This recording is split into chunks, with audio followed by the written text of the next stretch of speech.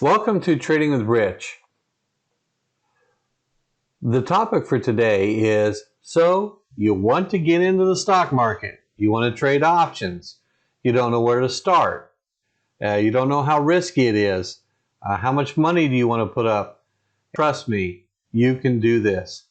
It may take time and you may be a little sloppy with the terminology to start, but my purpose of having my channel is to explain to people how to trade stocks and to watch me do it.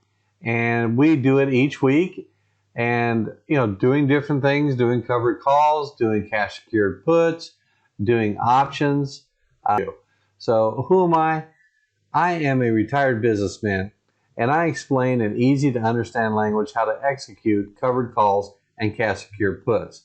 I offer coaching and on a week-to-week basis by doing real-time setups and results, and I'll record those screen lessons and put them out there on my YouTube channel. Learn the decisions for which stocks I use and the exit strategies that I execute to maximize profits. Earn 15 to 25% annually. This is in no way meant to be financial advice.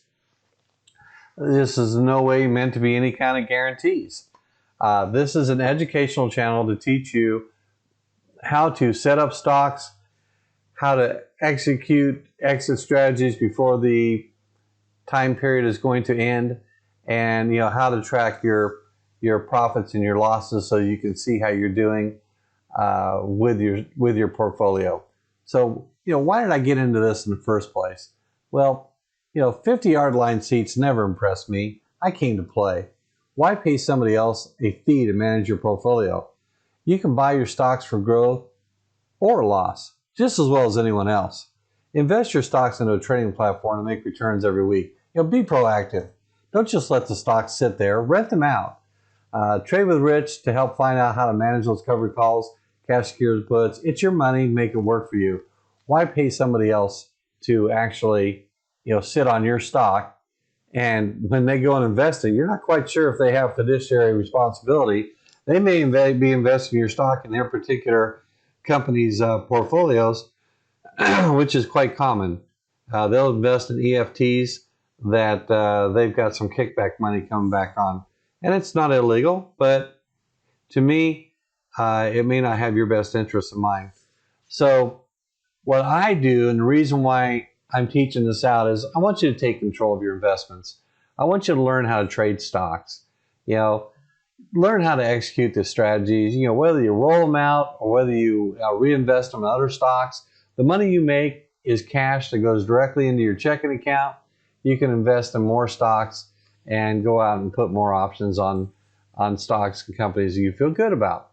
Double the market results within just a few hours. So the market's averaged between 8 and 10% over the last, depends on what time period you pick. 8 to 10% is kind of the going number, whether it's over the last 10 years or last 50 years. That's a pretty good return, and that's just letting the stock sit there and grow. On the YouTube channel, just follow along with Trading with Rich, and you can follow my portfolios, and you can see how we do covered calls and puts, and the whole name of the game is puts and calls. So what is the strategy? Well, a financial education is a strategy. I'm trying to teach you how to do this. So I'm going to give you a detailed account of my game plan that's been working for years. Very conservative strategy that uses covered calls and cash secured puts on stocks and leaps. I'll get into those definitions later. Just know that that's basically the stock market option trading game. It's all about calls and puts. Of course, no one knows where a stock is going to go up. If someone tells you that they know exactly what this stock is going to do and that it's going to gain 200% in 6 months, run as fast as you can. It can go up, it can go down, it can go sideways. It's always a 50-50 shot in the short term. Doing your due diligence and getting plenty of info about a company is the key part to owning that stock for 3 to 5 years or longer. Now, you may not own it that whole time. You may have it assigned through a call, but you can buy it back within the next 10 minutes and be right back on track again, going with that particular stock that you feel good about. My strategy is not day trading. It's a program of selling premiums by renting out my stock to buyers who may want to, who may want it whether the stock goes up or down in the near future. The key strategy is you're working closely with premiums and executing strategies when need be. Exit strategies don't always have to be done. Sometimes you can just let them float to the expiration date, Friday, 3 o'clock, boom, they go away, you made 100% profit. Or you took your loss at that time. Whether you're bullish or bearish on the market, you can make money doing covered calls and puts. You determine your risk tolerance, and I'll teach you, what the different risks are by which companies you pick to trade. And whether your premiums are in the money, out of the money, or at the money, that'll all depend on you. The strategy can be done anywhere in the world as long as you have Wi-Fi. It takes a few hours a week, and it's up to you on how much time you want to invest in research and stocks and companies. And watch lists are always great, for keeping you focused. But in general, your time involved is well worth the increase in your wealth. A trading plan is where experienced investors determine when to sell stock, currency, futures, commodities, or any other asset by following a trading plan. A trading plan lays out their strategy, including when they will exit, so that they don't get caught up in emotion and make rash decisions that could hurt their portfolio. The number one issue with being a trader and investing with your own money is it's your money. You're very sensitive to it, and you can make rash decisions and get emotional just like a gambler would at the blackjack table. Oh, I've just lost 10 in a row. I'm going to throw a big kahuna down. Oh, I've just lost 10 in a row. This is no way I'm going to lose 11 in a row. I'm going to go ahead and 5 times the amount that I normally bet. And you put a big kahuna down, and guess what? You're at the blackjack table. You just lost the 11th time. So before taking a trade, a prudent investor will determine when they will cut their losses and also formulate a plan for when they will take profits if the price moves in their directions. So a stop loss order or a trailing stop is a common way to limit losses. A trailing stop or profit target are common ways to take profits off the table. What is my particular trading plan? So here's the Trading with Rich trading plan. The mission statement. We want to create cash flow monthly by renting out our stocks and buying stocks through options. So instead of just going right out and purchasing it for the price that day, we'll put puts on it and try to get a stock at a lower price. But the name of the game is we are creating cash flow by renting our stocks. The mindset, we treat our portfolios like they're a store. It's a business, and we don't open and close our store like a day trader. We're in this for the long term, and we buy stocks with the intention of keeping those stocks for 5 years or more. We own the inventory of these good businesses, and we rent out our stock executing covered calls. That allows us to make income on the stocks, just like you'd receive rent on rental properties. We buy our stock in a process called cash secured puts. Right after the drop or the dip in the stock price, we may pick up the stock for cheaper than we would have before we put the put on it. We also make money on those puts by not hitting the low mark. If we don't hit the stock price we're looking for, then we keep the options premium. We can make money on stock increases. So it goes up and it didn't go down, we make money on the puts premium. So nice thing about stocks is you don't have to pay a real estate broker 6 or 7% to buy your stock and to sell your stock. Yes, you have commissions, but you can work with someone like Tasty Trade, who I work with out of Chicago, online brokerage, considered a discount brokerage, but they give you a lot of good information and they have a very good platform. They only charge $1 for each option to put it on, and then when you take them off, it's zero. When you buy and sell full shares of stocks, they don't charge you anything.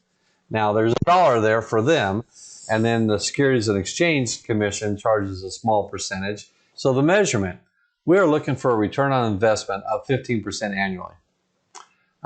In part of my YouTube class, I'll show you my YouTube course and channel. I'll show you what my returns have been.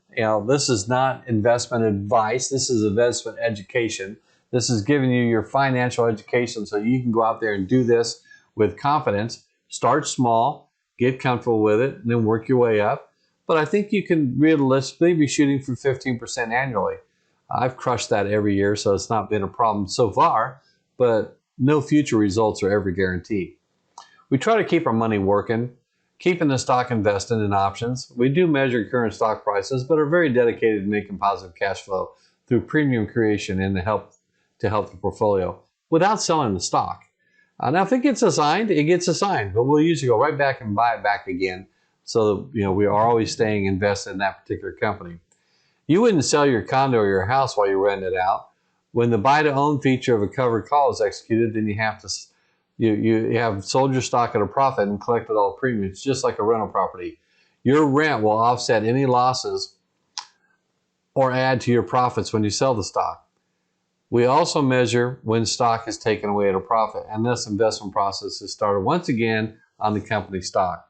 So look, we have an obligation to hold the stock until the expiration date or pay the buyer back an amount to get us out of the contract.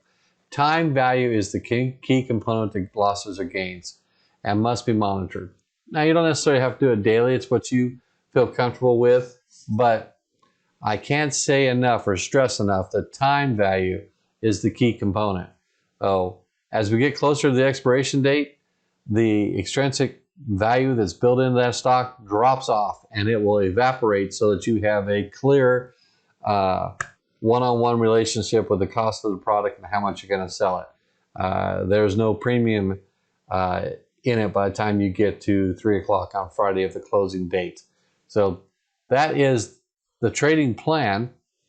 And just to go a little more in depth, I try to sell my options when they get over 50%. I'll take a look at them to sell. Now, of course, I monitor them daily, so I know where they stand. But when they get over 50% profit, then I start to look at possibly selling. I don't do that a lot. I usually let it get up to 75 or 80. But when it gets up to those, I can really get the itch to sell, especially if it has, a couple weeks of time left on it before the expiration date. When it gets to 90%, as long as it's a week out, I'll go ahead and take my profit.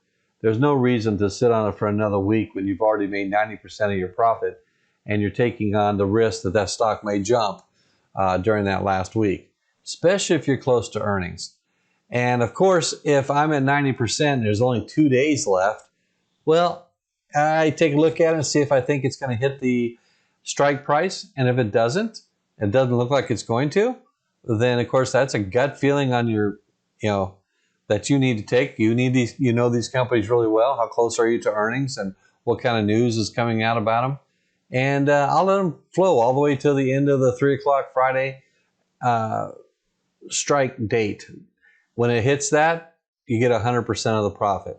So now, as part of all good investing programs, you can't have a trading program without keeping score. And in this particular account, I've got 30 and 34. I have 2 different accounts here. And I keep a spreadsheet on every company. I know what their, what the offer is for the current value per share, because options are not based on, the full share of the cost of goods. So, something that I may be able to sell out for $53, is a $228 stock. So I only paid 25%, 20% of that particular stock. But here, like Carnival Cruise Lines, I've just been doing puts upon puts, and doing cash secured puts and getting extremely lucky by not hitting any of those low numbers. And I've made $10,000, but I have no inventory invested. So all I really have invested is the collateral that Tastyworks holds on to in case I lose on that particular bet. As you can see here on Kronos, I own, this is the cost of inventory, I own 3,900. It's worth 3,100, but I've made 3,732 on calls and puts. Right down the line here, these are all my winners. And as you can see, currently that portfolio has made $173,000. And as we look up, I'm looking for something in red. I know the other portfolio has a red one or 2 in there, but all these were winners. And that's 34 account. See if we got any reds in there. Yeah, there's one. Costco. I got out of that because I thought the thing was just crashing too big. I lost $4,000 on that. But Nokia, I lost $2,300. And PCG, I lost $530. Sometimes they just crash and you get out of it. So you notice I don't have any inventory on those. I sold out and decided to cut my losses. As part of Trading with Rich, I'll teach you how to cut your losses. But that's 23 and 5 is 2,800, and another 4,200. 4,200 plus 28. You're looking at about $7,000. So lost about $7,000, but when you put the minuses in with all the pluses, you come out with a total for account number 34 of $166,000 in profit through premiums. And the trading plan is pick really good companies. Do your due diligence. Check all the P&Es. Check the trailing P&Es. Check the management. Are you confident in the management? Do they have a good product? Are there trends going in the right direction? What's the news out there on them? Do you think they're going to get affected by the regulatory regulations that may be coming up? Will a new president affect your company? Will there be other things that may come up, like lawsuits, or even just cultural things like, well, we don't really like the privacy issues that this company causes. You need to look into all those type of things and see if you can pick the right companies. These are companies that I would love to own for a long time. Facebook, I did really well with this year, $10,000. But Facebook went through a lot of legal problems earlier in the year. Mark Zuckerberg even got called in front of Congress. You got to take those into account. I sold out of those when I was going through all that, and now I will get back into it again because I like Facebook. I just wanted them to get past. Right now, Alibaba is going through some tremendous issues with the Chinese government. There's the Didi privacy issues that they've got. We've got President Biden not playing well in the sand with the President Xi over there in China. So once they get that all worked out, it's 228 here on July 2nd. Now July 10th, when I put the new numbers in there, it's 205. So it dropped a lot. Do I think it'll be 325 in a year from now? Yes, and that's why I'm holding on to it. But as they become profitable, I may drop a few of my leaps and take that 107,000 down to maybe 70,000 and invest, profitable money that I made profits on with Baba, make it and put it over into something else. Now my premium so far this year on this account has been 11,400. On the other account you saw was like 5,000. It's nothing to sneeze at, but I really think that I can do better than a 10% return. And some of these 145, 16, 17, 18, 13. That's only for the first half of the year. That's not annualized. That's just taking how much I've made from zero January 1st till now, first 6 months. And in 6 months I made that kind of money. Well, if you average them all out, it returns some pretty good totals there. And 37%, I wouldn't sneeze at it. Overall, you're looking at 43%. Not bad. Because make money a little bit every week. This is not a get rich quick scheme. This is working with your portfolio and renting your stocks out. I hope this was helpful. If you enjoyed the lesson on, hey, I want to get into the stock market, I want to start trading options, then hit that subscribe button and hit like if you enjoyed this video. Thank you. So, Trading Nation, you're here again with Trading with Rich. I'm Rich Dickey. This is the YouTube channel that gives you your financial education and helps you learn how to trade stocks, put out puts, and buy calls. I should say sell calls. Be the bank. So today I've got my good friend Pat Herbert here, and we've known each other for about 8 years. And Pat is going to ask a few questions about how to trade and how to learn how to trade. He watched the video about the trading plan, and you just saw right before this part of the video, you just saw the trading plan, what the strategy is, the basics of how to do calls and puts, and when we'll actually, profit out of a situation, do an exit strategy if we need to, or let it go all the way to 100% profitability. So, Pat, welcome. Thank you for doing this video with me. My main reason for asking Pat to talk is Pat doesn't trade stock right now, but he's listened to me for a long time. That's right. And I bored you to death completely. I want you to talk to my subscribers here about why would you want to get into trading options, buying stocks, instead of just leaving it in your 401k? Okay. Well, first of all, I'll go back just a little bit. So, I've known Rich for quite a while, and he's talked about his investments for quite a while. And my impression is he has a very good methodical approach to trading. It's kind of like, for the football analogy, is if you knew you could get 4 yards on every play, 95% of the time you would run a running play, and before you know it, you scored a lot of points. And this is not a Hail Mary strategy. No, it's not at all. The other thing is I'm coming up on that magical 59.5 when I can, liberate my 401k into another qualified retirement fund and increase my returns. Sure. Yeah, do a rollover. Exactly. And kind of what I get from that is, right now I've got it out in a, mutual fund or whatever, and it's doing its thing, and it's doing okay.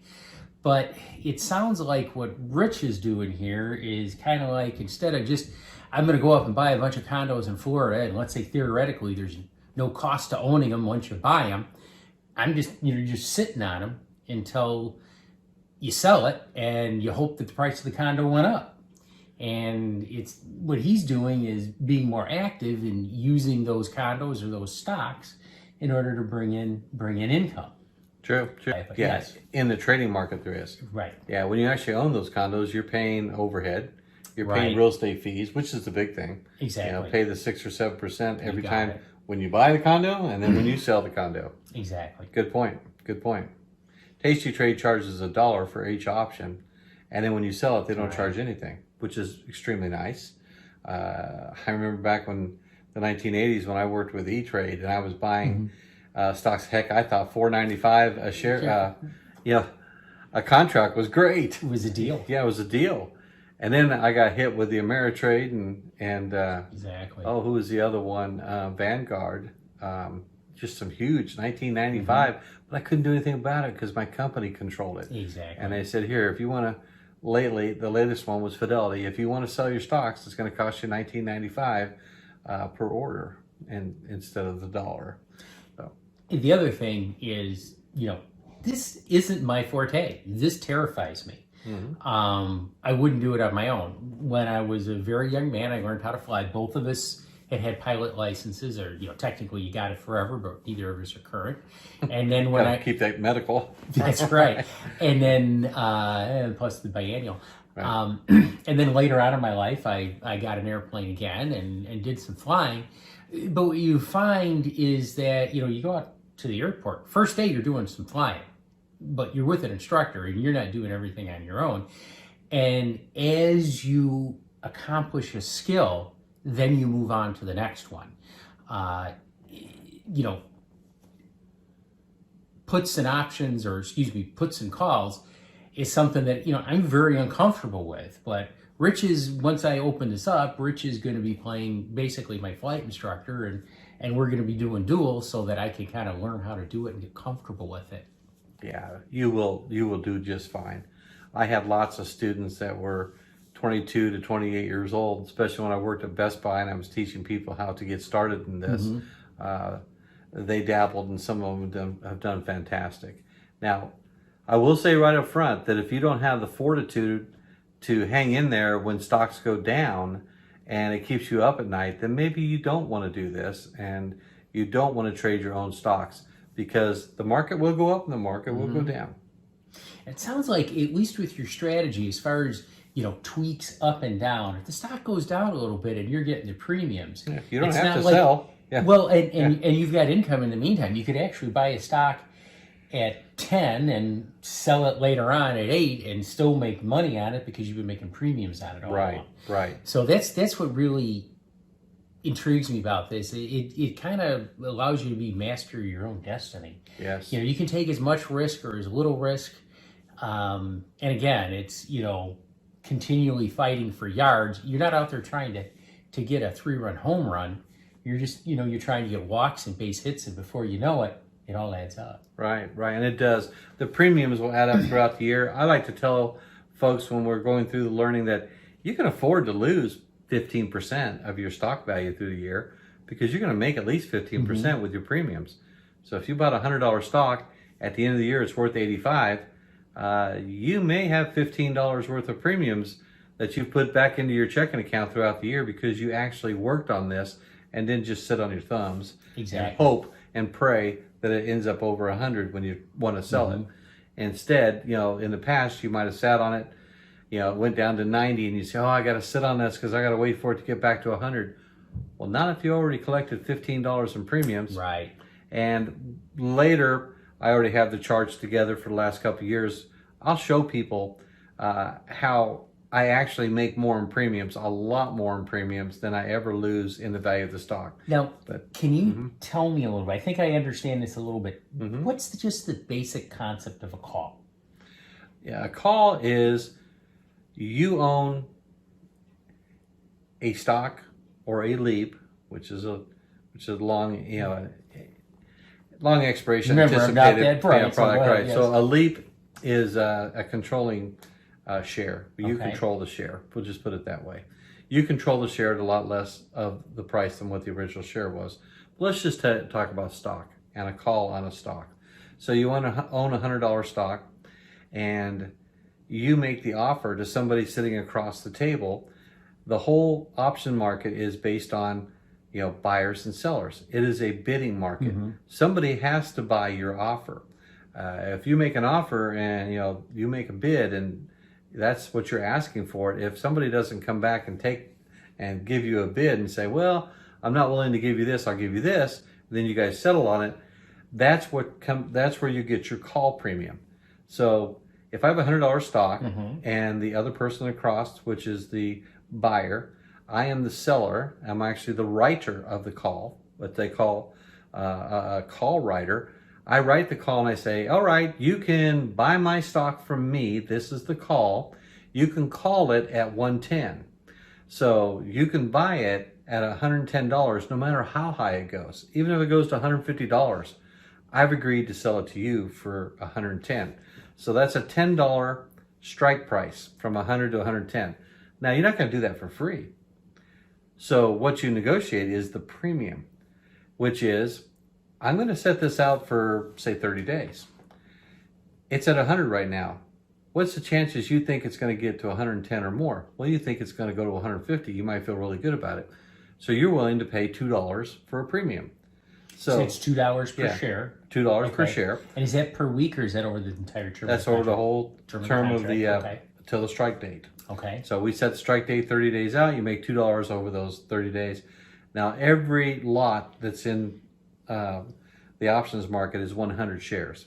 So they always talk in terms of pennies and dollars, but you always have to multiply that times 100. Okay. So if you have a $2 call, that's really a $200 profit. But for simple guys like me, that makes it easy to do it just per to keep share it, because it's so you're not talking large numbers. They like doing it that way. Got it.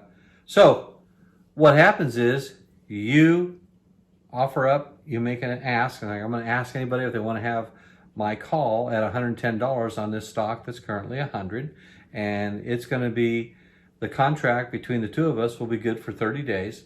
So at the end of 30 days, if it hits 112, then I will give you all my stocks at $110, even though it's worth 112. If it's worth 115, I will still give you my stock at 110. So essentially, they have the right anytime during that contract to buy it at 110. Right. No matter what the price is. That's right. And they don't have to wait till the last day. Right. So 15 days into the contract, that thing goes up to 115. You might get assigned.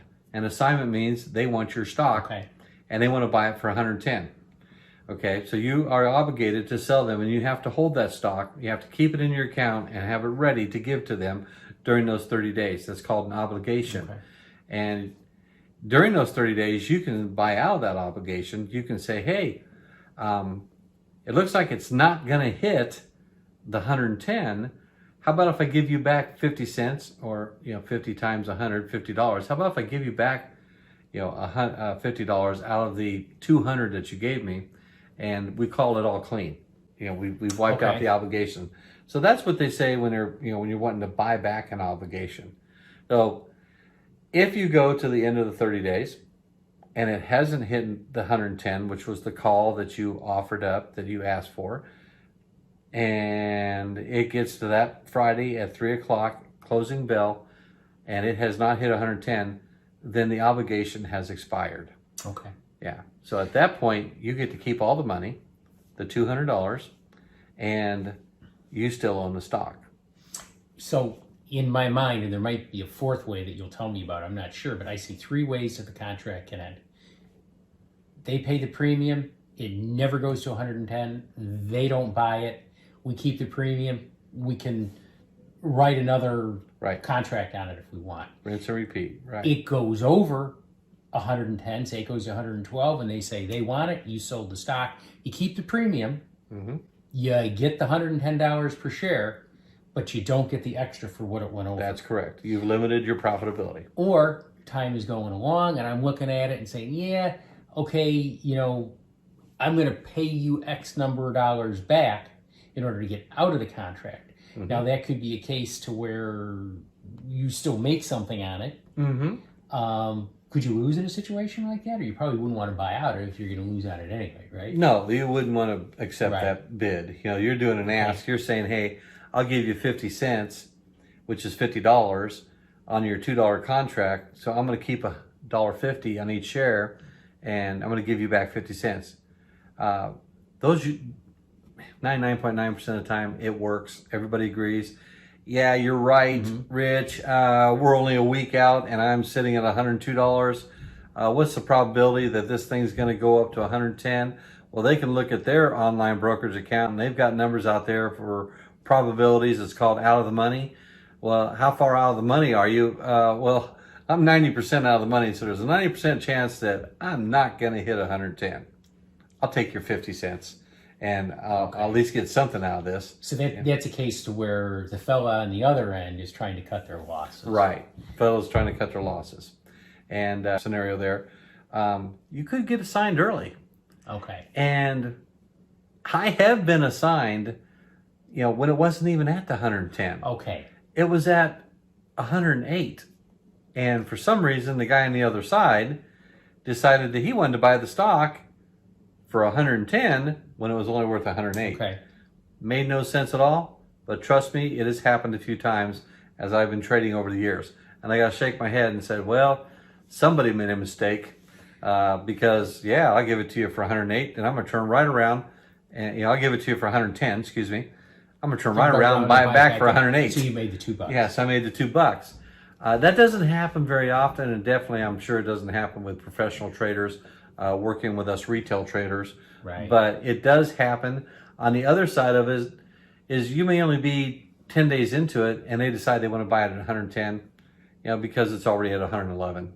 And you can get assigned, have to sell them that stock at 110.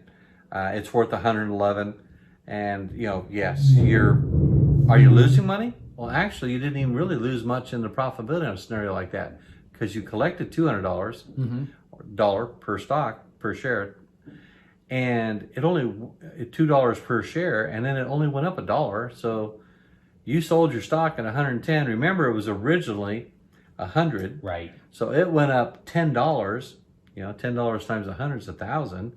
It went up $1,000. You collected $200 for the premiums. So that's $1,200. And then, he bought it back at 111. So you only made $100. You lost that opportunity. You lost the You still made $1,200. Yeah. And you could have made $1,300. You could have the other possibility happen, right? That the stock went from 100 down to 99.50. Happens a lot. But you still had the income there, so so it offsets your loss. It offsets your loss. Yes, that's exactly right. That's exactly right. But yeah, good point. That's a good. So essentially, you could have a stock that doesn't move from the time you own it, buy it, till the time you sell it, and you're making money on it. That's exactly right. Now, I have owned Alibaba for about 3 years, off and on, back and forth. And of course, I may sell some, if I get assigned, I go ahead and sell it, then I rebuy it back. But in general, I've never gotten off Alibaba. Mm-hmm. A little over 2 years ago, it was 220. And it was 228 last week. Now it's 205. It's going to go back up to 220 again fairly quick, I believe. But there's no guarantees on which direction or even when they're deciding they're going to do it. But I thought, well, I've sat on this inventory for so long. If I had that in a mutual fund, I wouldn't have made anything. It would have been flat even. Or if you bought it on your own. Right. But over those 2 years, my Alibaba has returned right about 20%. And so I'm making 20% on premiums with something that's not moving, at all. Exactly. Yeah. So they call that volatility too. So in between, what happened? Well, Alibaba went up to $325 and it went down to $160, and that's the volatility, and that's where the premium really gets driven by people trying to speculate on which way the direction is going to go. Yeah. So direction and time value are the two key components to buying and selling options. Okay, so And in the stock market, you have the right but not the obligation to buy that at 110. Okay, so, but the other direction, I've got this stock at 100 and I want to do a put. And let's say it's at 100, we put something out there at $95 and you take it. If the stock goes down to 95, you have the opportunity to buy it if it goes down to 95. Is that correct? Probably the best way to answer this question, because you got a couple. Or am I doing it backwards? You got a couple things backwards there. I just realized it. Yeah, that's fine. It's fine. But let's start with a put, and you own the stock. Okay, so you can put the stock out there as the owner of the stock, and that's you're selling the right for the person across the table to buy it at $90. Got it.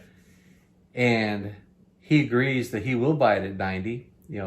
And when he bought that, he's hoping that it stays above 90, so he doesn't ever have to buy it. Okay, so if it stays at 92, he gets to keep the premium you gave him because he had to get something out of the risk of that thing going down to 90, and he'd have to buy it. Because what if it went to 88? He'd have to buy it at 90. So is this what I got backwards on the original scenario? With a put, normally it's not a stock I have. I put something out here that I would buy somebody else. Normally, people do use what you talked about as far as selling a put and going out to hedge they think their stock is going to go down. So they want to make a little bit of money off of it. So they'll sell the obligation at $90 and make a little bit of money, and they don't really lose $10 a share, they lose $8, that type of thing. What 90? So this is a stock that maybe is sitting at 95 right now. Yeah, let's say it's sitting at 100. Use our same example. Okay. Sitting at 100, I agree to buy the stock if it goes below 90. Okay. You don't own the stock. I don't own the stock. Gotta be Somebody else buy owns it. I'm making an offer. So I'm saying, hey, you really think this is going down? You want to hedge? You want to hedge against that? So you sell me the opportunity, the obligation to buy that stock at 90. You can assign it to me as long as it goes below 90. Okay, so let's say it goes to 88. You only lost down to 90. So you kind of hedged. You thought it might go that way, so you bought a little insurance and you hope that you're just covering yourself. On the other side, I am buying that premium, and I'm going to say, yeah, I'll take $2 for the risk that stock's going to go below 90.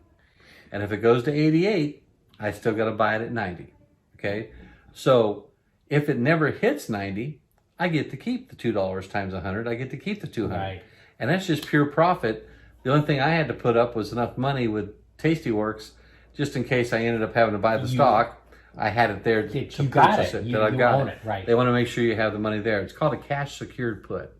Okay. When you go down to 90, I've heard you say that 100 times. That's right. Now I think I might I do better with cash secured puts than I do with calls on my stock. Right. But I like to own the stock because the stock value goes up. You're going up $100 each time, or if it goes up, with your call, you got a limited amount of profit that you can have Got there it. because you already agreed to what the premium would be. And an example of that is on this 100 that, let's say that it hits 100. And when it's at 100 now, it hits 110. Well, I make the $200, and then I make the $1,000 from On the the 100. profit. Right. So I make $1,200. Right.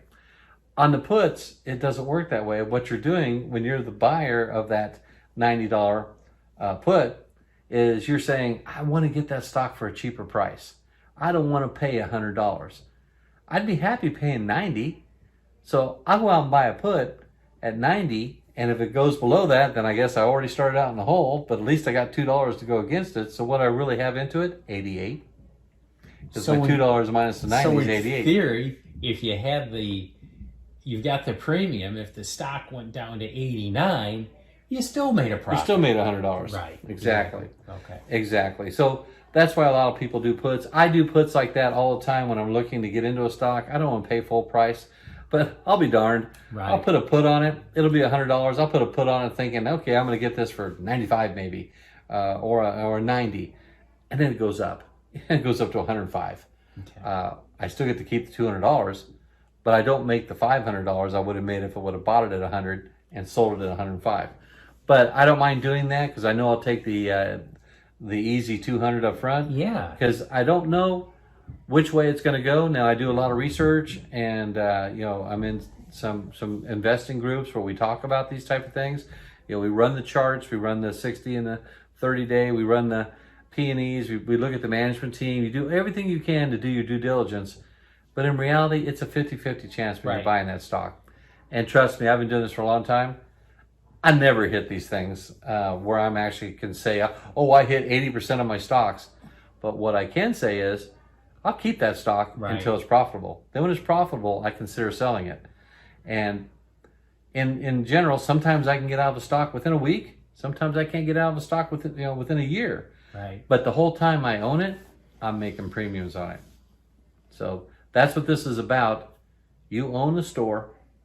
You put so much money into that store. Now, how much money can you make on premiums to get your return on investment? So if somebody just wanted to do the very basics, is that pretty much the Reader's calls. Digest version? Yeah, if you just want to do the basics, Yeah. buy stock, sell calls on it.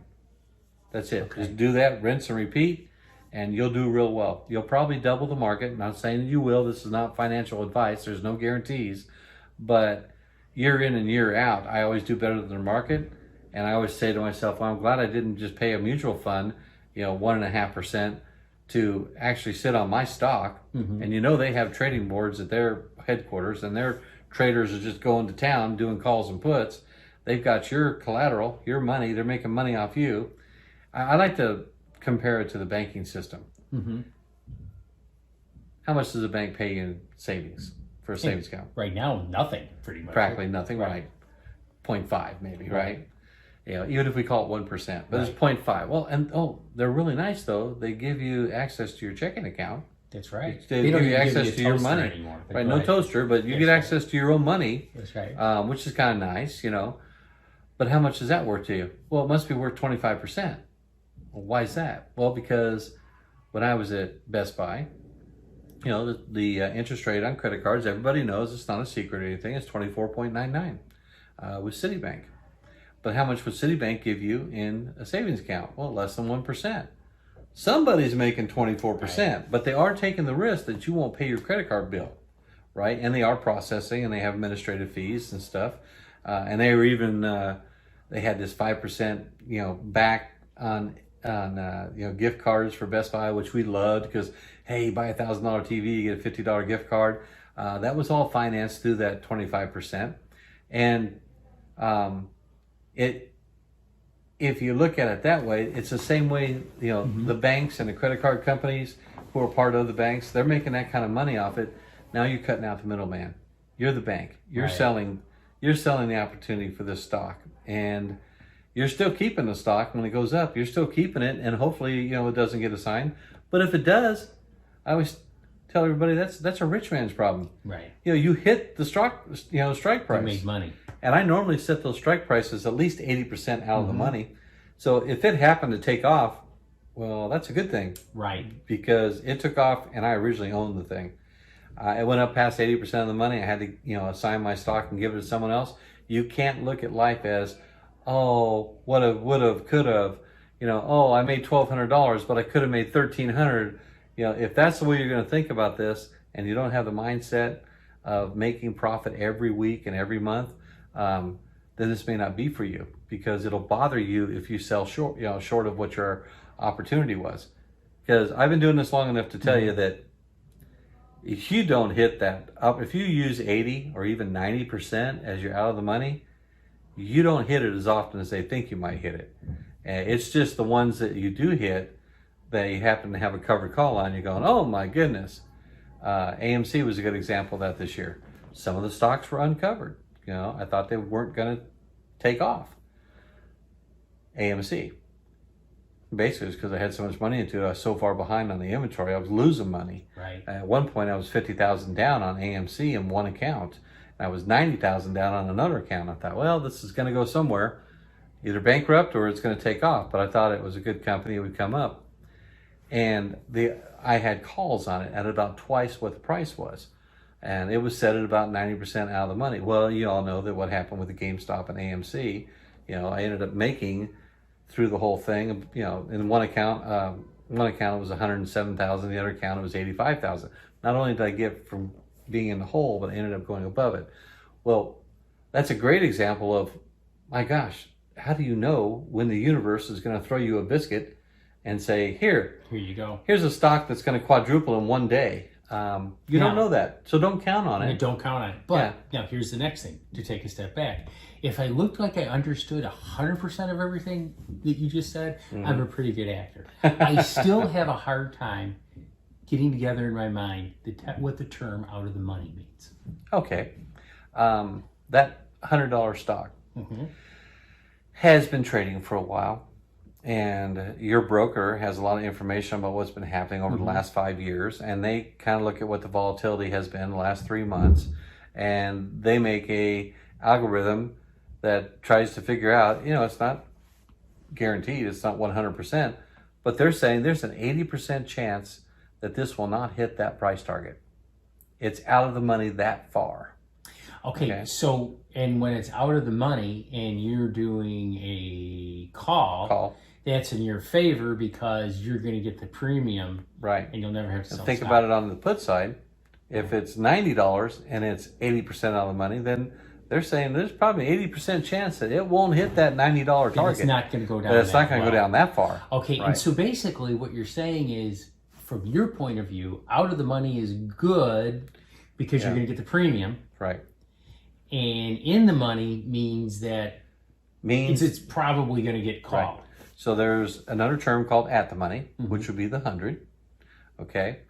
In the money, if I bought that 110 call and I wanted it to go over 110, then anytime it got above 110, 111, 112, then that would be in the money. So I don't have to exercise it immediately when it hits 111. I got a couple more weeks. I can wait to see if it gets to 115. It's still in the money when it goes over the 110.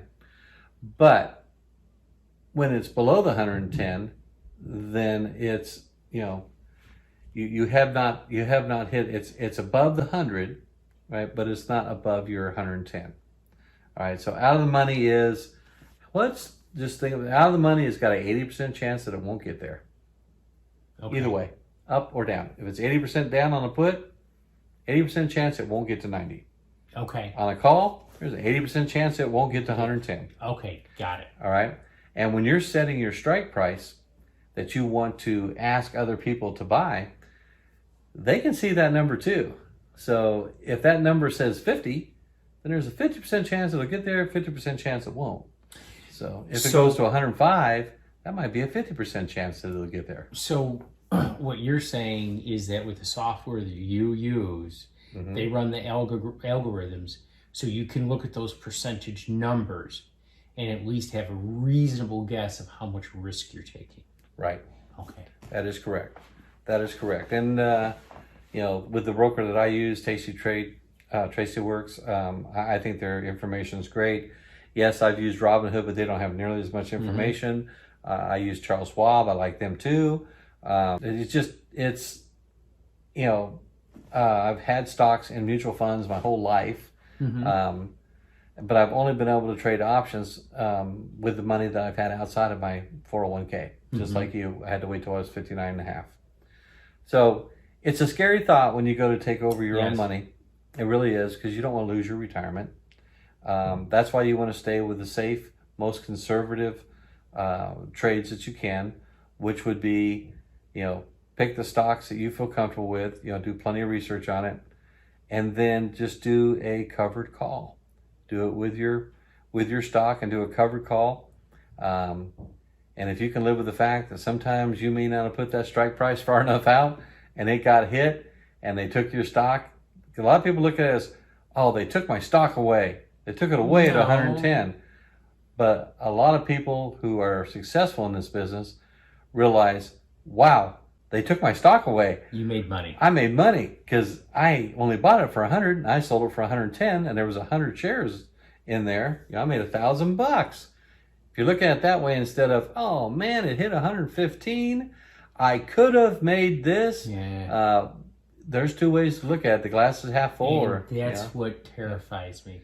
I mean, this should be something that you're doing using facts, probability, statistics, not emotion. Oh, and that is why the good traders do not make decisions on emotion, and they don't try to make up losses. It's like going to Vegas, like I said in my example, and I've lost 10 times in a row. Can't possibly lose 11. Yes, you can. You need to bet, as Tom Slosnoff at Tasty Trade says, but trade small, trade often. The recommendation is not to trade more than 3% of your portfolio on any particular. Now, I never go up to 3%. I just don't make that large of bets on these things. And really, you are kind of betting on which way you think it's going to go. But what's nice is in some of these scenarios, it can go 3 different ways out of 4, and you're still winning. Right. So actually, it's 2 out of 3. It's either going to go up, it's going to stay the same, or it's going to go down, right? And if you put a put down at $90, that's on something at 100 right now, if it stays at 100, you're fine. You made the premium. It goes down, and it goes down big time, and it goes down almost 10%, it goes down to 92, you're still okay. Right. Right? So if it goes up, then it goes to 105, you're still okay. You're even better. Yeah, so 3 times you could win on that scenario. Right. The 4th time, the 3 out of 4, as I say, 3 of them are good, 4th one's not, kind of like football. Passing usually has 3 different outcomes. Right. In this, 3 out of 4 times, you could win. If it goes below 90, then you own the stock, or you buy yourself out of the obligation. On a call, if a call doesn't go up as much as you put your strike price out there, so in our example, the 100 goes to 108, you win. If it stays at the money and doesn't move either way, stays at 100, you still win. You win. If it goes down to 95, you get to keep the premium, but now you own stock that actually went down $5, and you got to hold on to that stock and wait for it to come up. Or you don't have to. You could sell it for a loss. But if you sold it for a loss, that would be $5, right? 100 to 95. But you got $200 offset with a premium, so you really only lose $300. And it sounds like if it's a stock you're comfortable with, just and keep it. It has kind of, I don't want to say predictive volatility because I think that's an oxymoron. Right. But if it's a stock that you've been watching, you kind of know where it's at. You can just. It's like Warren Buffett says, you need to be able to feel comfortable with owning this stock for the next 3 to 5 years. Right. And you can't worry about what it does on a daily basis. You're looking long term. What I do is I will sell my stock if I feel like I want to reallocate and put a little more into something else, or there's a new company coming out. I'll go ahead and let my premiums add up, and I'll take that cash and go buy the new stock. Keep the old stock. If I get too big in a stock, because a lot of times I'll take the same stock with its premiums and buy some more stock, and then I start to realize, it's getting a little bigger. I don't like the allocation. I will wait till it's really profitable. And if you're doing multiple lots, you might have 2 that are not profitable and 5 that are. Go pick, a couple of lots out of the 5 that are profitable and sell them and reallocate a little bit. Put it back into cash. You can go do options with that cash, or you can go ahead and buy other stock with it. Really, if you like what you hear and you're excited to get involved in this, come be a part of the live streams, subscribe, hit the notification bell so that you'll get notified. I'm going to do the live streams, at least one of them a week, but I got a feeling that when I start this, I'm going to start this in August of 2021. When I start this, there will be experts that want to go a lot deeper into this stuff, and then there will be beginners that kind of want, to ask a lot of questions. Yeah, well, we'll have a beginner's channel, anybody less than a year experience, and everybody's invited. And then it'll be an expert. And if you're a beginner, you might want to just jump on the expert channel too and listen and see what people are talking about. Don't worry that, part of it might be over your head, but you'll start to learn the terms and the terminology and all that type of stuff. And it'll be a lot of fun. Now, once again, I'll have to, let everybody know that this is not telling you to go buy this particular stock or to do this particular type of option. This is a financial education channel, and I'm just trying to let people know that there is a way that you can make some money on the side, even if it's not your 401k, even if you have $5,000, $10,000. Now, you have to buy 100 shares of something, so you need at least enough money to buy 100 shares. But I've had a lot of students that bought Sprint back when it was $6 a share, and had a lot of people that bought ACB when it was $2 a share. Well, that's only $200. $2 times 100, and you need to have enough to get started. But you'd be surprised how that will grow over time.